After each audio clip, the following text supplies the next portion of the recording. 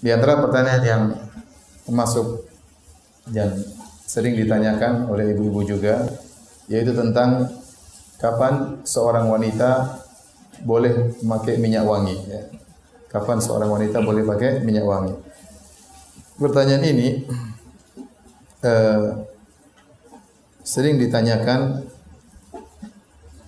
Di antaranya sebabnya karena sebagian ummahat, sebagian akhwat terkadang mengeluh tatkala mereka ikut pengajian di sebagian tempat. Terkadang sebagian ummahat nampak bau badannya ya, atau kecium bau badannya, sehingga terkadang mengganggu jalannya pengajian ya. Karena sebagian ummahat memang meyakini tidak boleh pakai minyak wangi sama sekali tatkala keluar dari rumah. Sama sekali tidak boleh ada aroma harum yang diletakkan di tubuhnya, apalagi di pakaiannya tatkala keluar dari rumah. Dan ini tentunya bentuk kehati-hatian. Tetapi kita ingin bicara secara syar'i, apakah seorang wanita tidak boleh pakai minyak wangi sama sekali? Hadirin dan hadirat yang dirahmati oleh Allah Subhanahu wa taala, tentunya wanita dalam Islam sangat dimuliakan. Tidak sembarang orang bisa menyentuh para wanita. Tidak sembarang orang boleh menikmati keindahan sang wanita. Berbeda dengan wanita di sebagian non-muslim, yang banyak di antara mereka para wanita sangat tidak dihargai. Mudah dijamah oleh siapapun, mudah disentuh oleh siapapun. Bahkan terkadang sebagian wanita seperti bis, ya, mudah dikendarai oleh siapa saja. Adapun wanita dalam Islam tidak.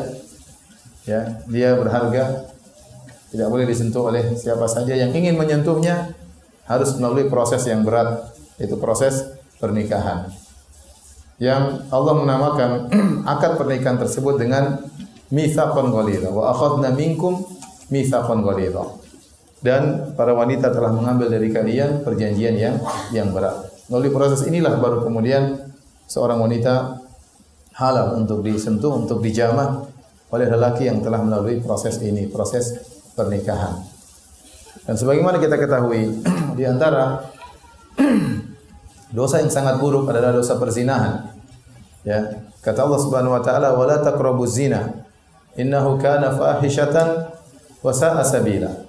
Janganlah kalian mendekati perzinahan. Sungguhnya zina itu adalah perbuatan yang keji dan adalah jalan yang sangat buruk. Tatkala Allah mengatakan wala taqrabuz zina, dan janganlah kalian mendekati zina, bukan hanya zina yang diharamkan oleh Allah Subhanahu wa taala. Bahkan jalan-jalan yang mengantarkan kepada perzinahan semuanya dilarang dalam syariat, seperti berkhalwat ya, di antara laki dan wanita, seperti wanita membuka aurat dilihat oleh para laki di mana-mana, sehingga ini menimbulkan gejolak syahwat ya. Dan semua hal-hal yang bisa mengantarkan kepada perzinahan dilarang oleh syariat. Hadirin dan hadirat yang dirahmati Allah Subhanahu wa taala, di antara hal yang dilarang dalam syariat agar wanita tidak menjadi ya santapan para laki yang tidak bertanggung jawab ya, yang hanya ingin menyalurkan atau melampiaskan syahwatnya, adalah wanita dilarang untuk keluar dari rumah dalam kondisi memakai parfum ya. Dalam kondisi memakai parfum. Ini datang dalam beberapa hadis, di antaranya dalam Sunan Tirmizi, kata Nabi SAW, al-mar'atu auratun fa idza kharajat istashrafa syaitan. Wanita adalah aurat. Kalau dia keluar maka akan diintai oleh syaitan. Istishraf dalam bahasa Arab, istashrafa syaitan, diintai oleh syaitan. Istishraf dalam bahasa Arab artinya seperti ini. Ini namanya apa? Istishraf. Artinya syaitan menanti-nanti kapan keluar seorang wanita untuk diintai. Dia intai. Dan diintai oleh syaitan ini ada dua penafsiran. Penafsiran pertama, syaitan dari kalangan jin menanti-nanti kapan wanita keluar dari rumah. Untuk apa? Agar dihiasi oleh syaitan sehingga menjadi indah di pandangan para lelaki, sehingga para lelaki akan tergerak syahwat mereka. Makanya dalam hadis kata Nabi sallallahu alaihi wasallam, "Innal mar'ata tudbiru ala surati syaitan wa tuqbilu ala surati syaitan."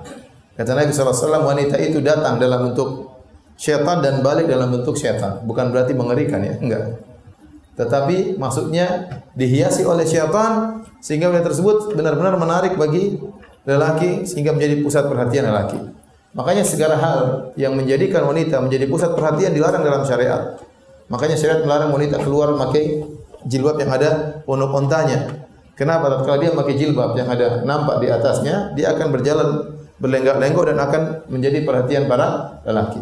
Kenapa wanita dilarang memakai baju jilbab yang berwarna-warni terlalu banyak sehingga menarik perhatian? Ya, karena ini tadi menarik perhatian para lelaki. Wanita memakai jilbab bukan untuk menjadi pusat perhatian lelaki, tetapi agar terhalang dari pandangan mata yang tidak baik, agar auratnya tertutup, bukan menjadi pusat perhatian.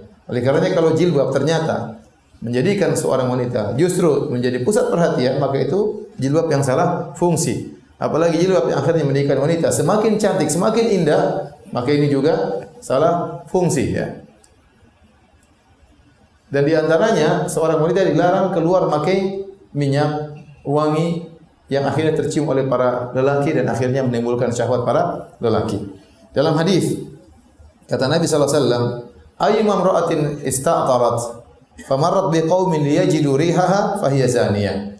Wanita mana saja yang memakai parfum kemudian keluar dari rumahnya melewati suatu kaum agar dicium aroma parfum tersebut oleh kaum lelaki tersebut, maka ini adalah wanita pezina. Ini hadis riwayat Imam Ahmad, At-Tirmidzi, An-Nasai dari hadis Abu Musa Al-Asy'ari radhiyallahu taala anhu. Ini ancaman yang sangat berat. Wanita memakai parfum kemudian dia keluar agar para lelaki mencium aromanya, maka ini wanita pezina. Maksudnya apa? Maksudnya dia mengantarkan hal ini mengantarkan timbulnya perzinahan. Hal ini akan mengantarkan para lelaki tergolak bergejolak syahwatnya.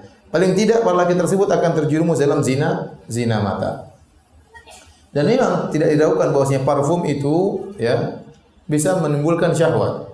Makanya dalam haji dan umrah tatkala seorang sedang ihram tidak boleh pakai parfum.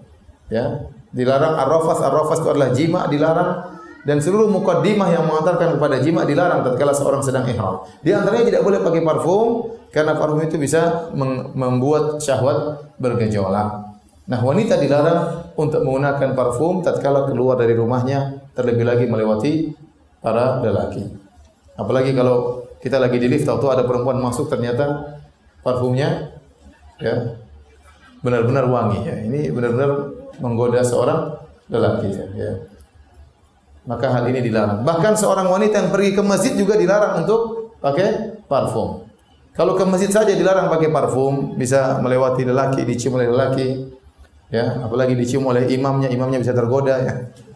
Apalagi kalau pergi ke pasar, ke mall yang merupakan pusat kumpulnya para lelaki di sana, ya, yang terkadang laki-laki tersebut ya buruk ya atau jahat dan yang lainnya ya. Di sana ada serigala para lelaki, ada buaya lelaki dan ada yang lainnya. Jadi intinya di sini menjelaskan wanita tidak boleh menggunakan parfum tatkala keluar rumah. Namun apakah larangan tersebut secara mutlak? Jawabannya, pertama, kondisi pertama wanita memakai minyak wangi dalam rumah. Tentunya ini sepakat tidak ada masalah. Apalagi wanita memakai minyak wangi untuk suaminya. Ini sangat dianjurkan. Wanita diharapkan bisa menjadikan suaminya menundukkan pandangan, hanya cukup dengan dirinya. Wanita diharapkan agar suaminya bisa menyalurkan syahwatnya, bisa menggerakkan syahwat sang suami. Maka dianjurkan wanita berhias, di antaranya wanita memakai minyak wangi di depan suaminya, tidak jadi masalah. Bahkan mandi minyak wangi pun tidak apa-apa. Jangan minum minyak wangi, tapi mandi boleh ya. Kemudian dia bertemu dengan suaminya dengan begitu harumnya, maka ini sangat dianjurkan. Jadi wanita kalau pakai minyak wangi dalam rumah, sepakat tidak jadi masalah. Kemudian kondisi kedua, wanita memakai minyak wangi, tetapi minyak wangi tersebut tatkala sekarang mau kondisi kedua dia keluar rumah. Kalau dalam rumah enggak ada masalah. Dalam rumah tidak ada masalah. Bagaimana kalau dia keluar rumah? Keluar rumah ya. kemudian dia pakai minyak wangi. Saya lupa ya, saya ingatkan. Meskipun wanita dalam rumah pakai minyak wangi tidak masalah, tapi untuk suaminya. Adapun kalau ternyata ada tamu dalam rumah, kemudian lelaki asing, ya, maka tidak boleh dia pakai minyak wangi yang tercium oleh tamu lelaki asing tersebut yang bukan mahramnya. Tapi kalau seandainya minyak wangi tersebut hanya tercium oleh suaminya atau tercium oleh kerabatnya, mahram-mahramnya, adik kakaknya, enggak ada masalah. Tapi kalau ipar enggak boleh. Karena ipar bukan mahramnya. Demikian juga kalau tamu, teman suaminya datang, kemudian mungkin dia melayani, menyediakan makanan atau minuman, maka dia tidak boleh pakai minyak wangi, dilarang, hukumnya haram. Ya. Dikatakan oleh Nabi tadi, wanita itu wanita berzina. Bagaimana kalau dia keluar rumah? Kalau dia keluar rumah, jika ternyata dia memakai minyak wangi, yang ternyata minyak wangi tersebut sangat ringan baunya, tidak sampai keluar dari tubuhnya, hanya sekedar menghilangkan bau keringat seperti memakai deodoran misalnya, atau bedak yang tipis dalam tubuhnya, maka ini tidak mengapa, ini tidak terlarang. Ini yang saya khawatir disalahpahami oleh sebagian ibu-ibu, menyangka kalau keluar rumah tidak boleh pakai minyak wangi sama sekali. Akhirnya tatkala dia pergi pengajian, mungkin ruangannya pengap, tertutup, keringatan, akhirnya menimbulkan bau keringat. Nah, sebagian orang tidak kuat dengan bau keringat tersebut, sebagian orang menikmati bau keringat tersebut. Tetapi maksud saya, tidak mengapa wanita memakai minyak wangi yang ringan sekedar untuk menghilangkan bau keringat atau bedak yang tipis, tidak jadi masalah. Sehingga tatkala dia melewati jalan ada lelakinya, tidak mengapa karena bau tersebut tidak sampai kepada lelaki. Jadi perhatikan hadis yang kita bicarakan. Ayyuma imra'atin ista'tarat, ya, thumma kharajat famarrat biqaumin yajidu min harihaha fahiya zaniyah. Wanita mana saja yang memakai minyak wangi, kemudian dia keluar dari rumahnya agar wanginya tercium oleh lelaki, maka dia wanita berzina. Mafhum dari hadis ini, mafhum mukhalafah. Kebalikan dari hadis ini, berarti kalau wanita tersebut memakai minyak wangi tidak tercium oleh para lelaki, maka tidak mengapa. Paham? Dia pakai minyak wangi tidak tercium oleh para lelaki, maka tidak mengapa. Terutama minyak wangi yang ringan yang sekedar untuk bau tubuh. Tapi kalau sampai keluar, ini tidak boleh karena hukumnya haram. Ya.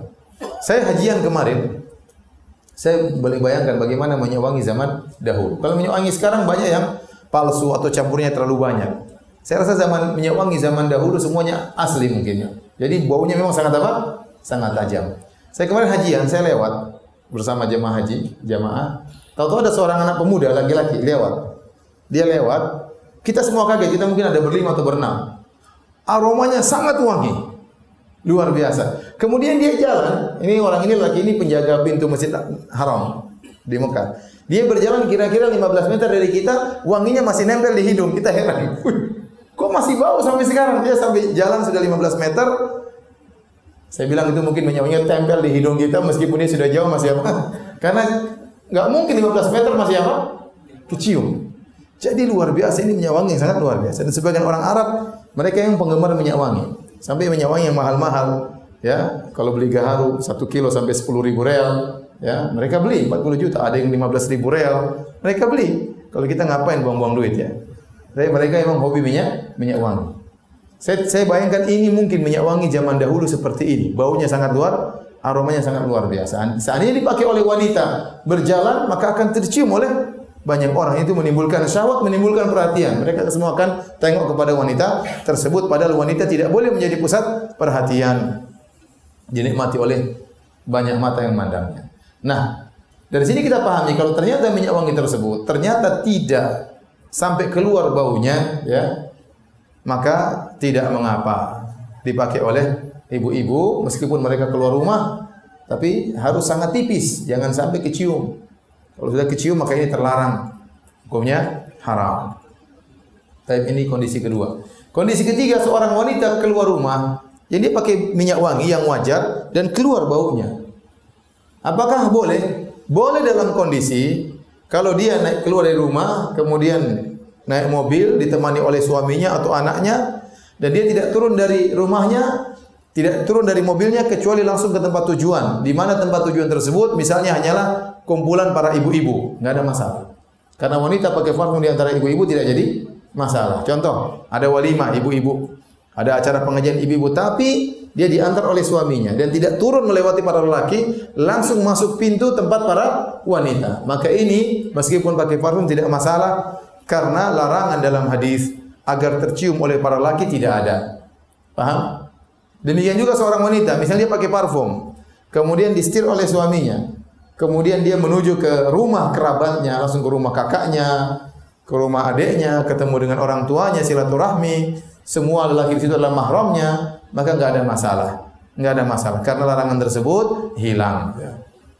Paham? Dari sini kita tahu bahwasanya hukum wanita memakai parfum kalau keluar rumah namun tidak tercium oleh para lelaki maka tidak mengapa, atau parfumnya ringan kemudian dipakai tidak jadi masalah. Maka saya ingatkan kepada para akhwat, para ummahat untuk tetap menjaga kesegaran tubuh, ya, kemudian tidak mengapa pakai deodoran, terutama ketika bertemu dengan ibu-ibu yang lain, karena dikhawatirkan sebagian mereka terganggu dengan bau yang tidak enak tersebut, hanya sedikit yang menikmati. Baik.